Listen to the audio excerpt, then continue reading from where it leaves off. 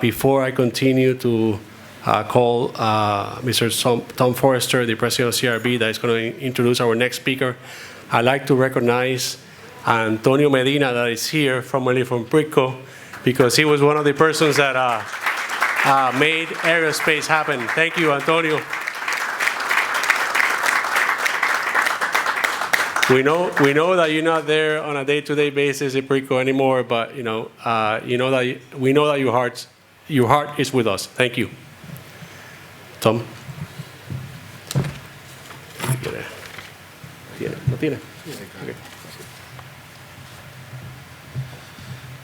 Good morning to all.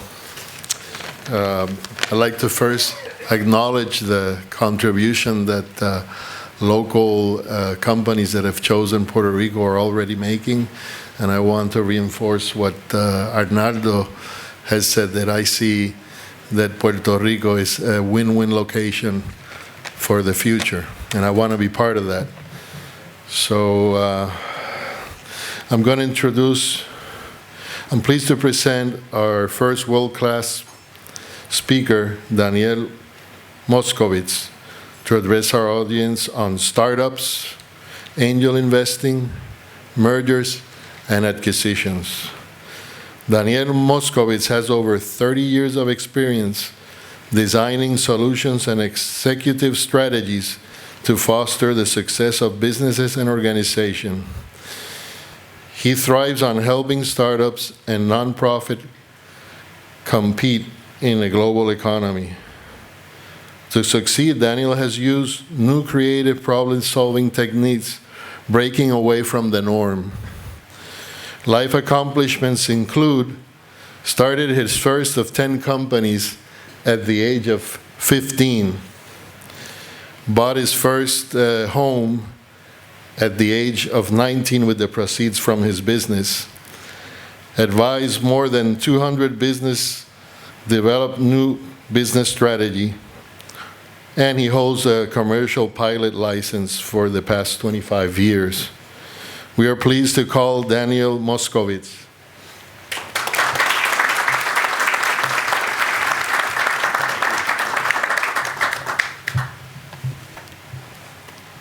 I really appreciate the warm welcome that I've received here. So I guess the thing I bring that's different is I like to do things differently.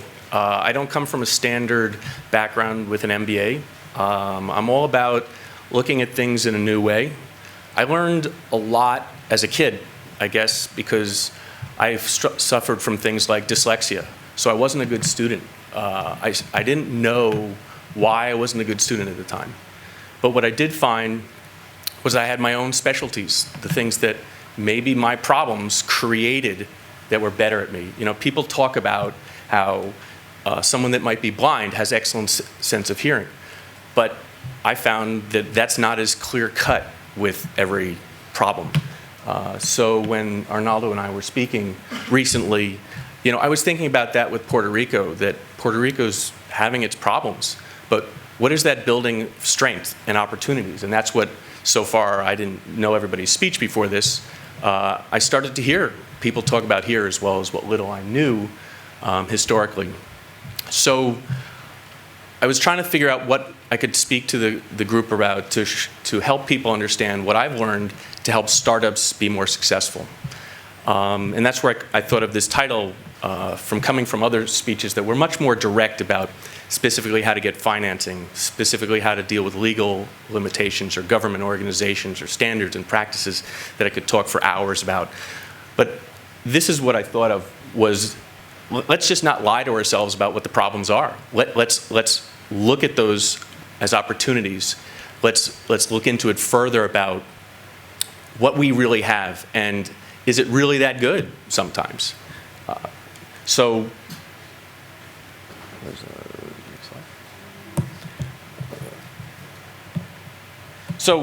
I guess I started by answering some of these questions, and the introduction did well, so I'm not going to go into great detail. But one of the first things I say, why should you listen to me, isn't about why you should listen to me. But the question is, who should you listen to? A lot of people listen to the wrong people. A lot of people want to hear what they want to hear, and they're happy when someone tells them things. I joke that that's the sales thing. I'm not here to sell myself. I'm actually happy to volunteer to help people at no cost to people, and that's really part of why I wanted to come here. I'd like to make an impact. I've been very lucky in my life to succeed at a very young age and accomplish the things I like. You know, they mentioned that I bought my first house at 19, but I also ran into my first time being depressed at 19 because I had that goal to buy a house on my own in a young age. And when I did it, the first night when I fell asleep and I woke up the next day, I didn't feel good. I didn't even understand this feeling. It was because I had accomplished my goal and I didn't know what to do next. So I've learned that the greatest things in life can be just helping people, and I like doing that. So, you know some of these things. I'm not going to even go into the details. And also, one of the things is, you know, about why I'm someone here to help, and I think that I can provide a lot of opportunity, is that I do love aerospace. Again, one of the first things that I learned from was JPL, Jet Propulsion Laboratories. I was impressed and obsessed with learning about their techniques in the 70s when it was all new, and they had to develop the technology. And that's what we're talking about here as well. They're developing new technologies, new tools to help them leverage things to do the next generation of things. So that's where my foundation comes as well.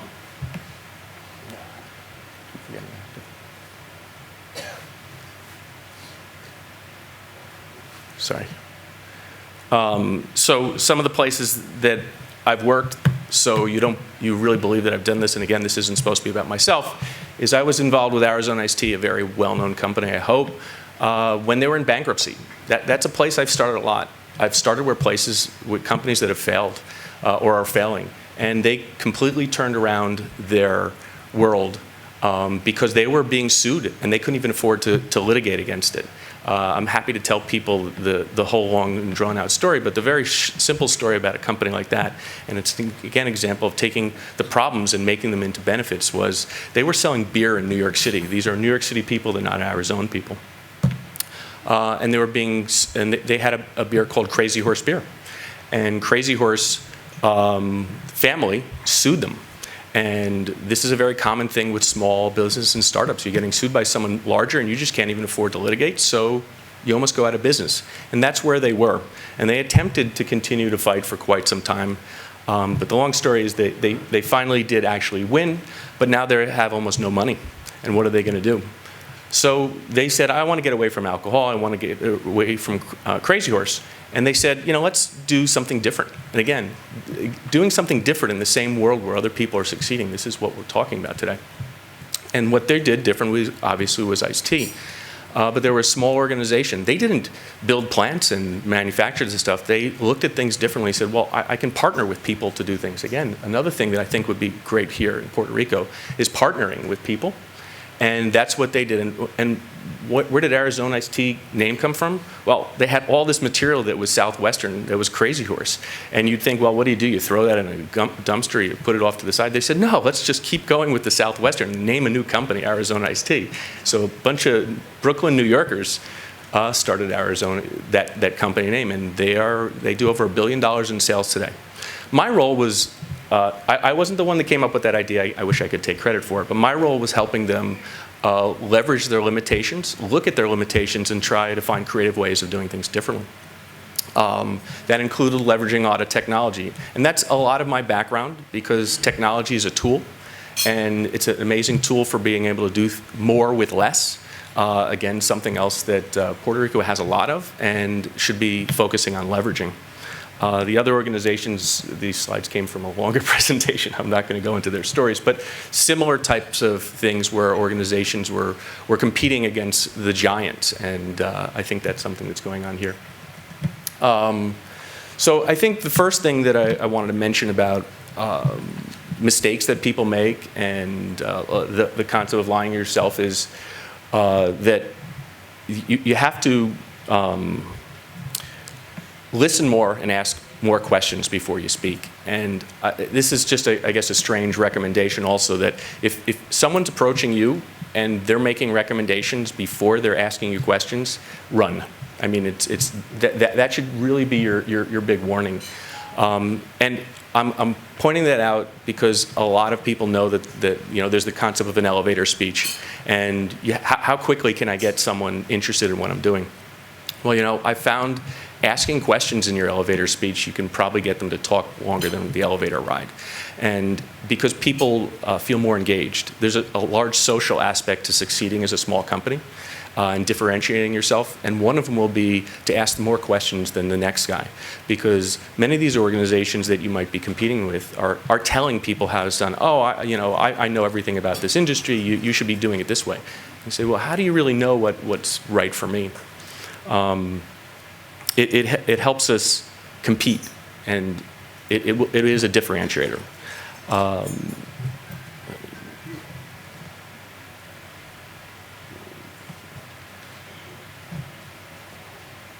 Sorry. So I guess one of the things I thought everybody wanted to talk about was funding. And I think that's funny because I don't consider myself a money person, but for some strange reason, I love Excel, again, as a tool that you can do with it, and you can learn things and analyze information. So I got really obsessed with that as well. So I got involved with helping people get funding. I've helped other people give funding. Because my job initially was to help people explain information in numbers and then connect those numbers to business functionality. So I thought you'd want to talk about that, but I kind of wanted to talk about what is not as common. Again, we could talk about what banks are looking for and why, or what VC is looking for and why and how, but we could be here all day. I think the problem many times is that exact thing, is that people focus on the need for funding. I've seen several companies that failed, and the companies that failed had the most funding, or in comparative to what they really needed. The companies that have succeeded the best, in my mind, have been the ones that had the most hardship financially, where nobody would give them loans. And this brought them down quite a bit, but it also made them work harder. It made them more efficient in what they were doing. So some of the key things I wanted to bring up were that when you look for funding, look at alternative opportunities. Like look for your friends of friends, and that might sound a little strange, but even look at the companies you're working for and how they associate with other people, and just talk to them about it. Again, I wish I had more time to talk about kind of everything that I wanted to on all these slides, but I won't. So I also then came up with what are some do's and don'ts about commonly mistakes that have put startups and organizations under. Again, my favorite word is being creative. Be as creative. It's very important. Think of a different way of doing things. Think of the standard way as anybody else has that, and it's not going to help you stand out. For example, I gave someone that advice, and when they were applying for a job as an 18-year-old working in a very technical job, and they created their resume on a big piece of paper that was a half an inch larger in every direction, and handed them out. This was in the era of paper. And several people that they went and interviewed said, well, I saw your resume because it didn't fit in the stack. I mean, something as simple as that. That's the creativity and differentiator that I wanted to talk about. Think best of breed. Make sure you're using the right tools for the right things. Don't just use what you have. It's another major problem that I see. Yes, I know you can't afford maybe the best of everything, but there's a lot of free technology out there. There's a lot of free tools that are out there. Tools are the things that make large organizations succeed. Processes and controls. I worked for large companies as well, like Citibank or the MTA. These are billion-dollar corporate and public sector organizations. What I learned from them was they have controls and standards and procedures. Those are great ways to communicate. Make sure you're not making mistakes. Don'ts. Okay, don't lie to yourself. Go out and look for why you're going to fail. Go out and ask people what they don't like about it. Pitch to people that aren't the people that you really need to sell to or make an agreement with, and then ask those people, I want to know all the bad things. I want to know why this isn't going to work. That's a key one. Find out what's going to make you fail and fix those problems before you go out. You don't have multiple chances to go to funding. You don't have multiple chances to succeed in, especially working with government organizations or to stand out. Don't believe in marketing is the solution to everything. Again, I can give you these slides. There's a limited amount of time to talk about all these things. So with that said, I kind of wanted to leave it open in case there were any questions. If not, feel free to contact me. My information somewhere, disappeared. Okay, is available. Thank you. Thank you, Dan.